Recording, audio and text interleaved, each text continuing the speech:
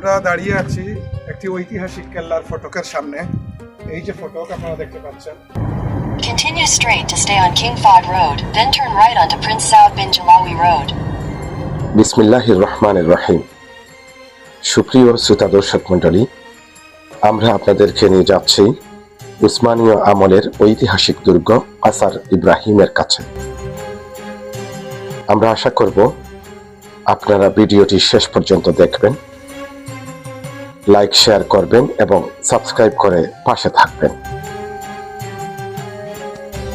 Saudi আরবের আল Ahsa অঞ্চলের এই ঐতিহাসিক দুর্গ শুধু একটি প্রাচীন স্থাপনা নয়, বরং শত শত বছরের সামরিক ইতিহাস, প্রতিরক্ষা কৌশল এবং উসমানীয় স্থাপত্য শৈলীর জীবন্ত সাক্ষী।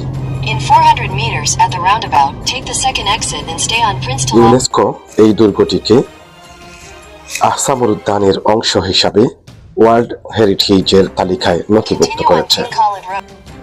আরবিতে একে বলা হয় কাসার ইব্রাহিম।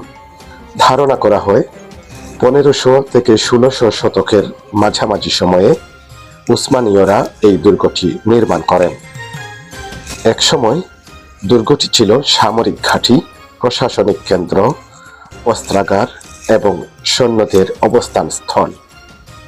কাসার ইব্রাহিমের চারপাশে থাকা বিশাল উঁচু দেওয়ালগুলো মূলত কাদামাটি, খড়, পাথর এবং চুনের মিশ্রণে তৈরি।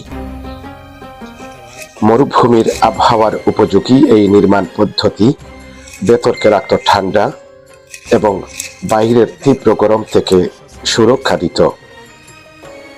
দেয়ালগুলো এতটাই মোটা ছিল যে সহজে ভাঙা যেত না।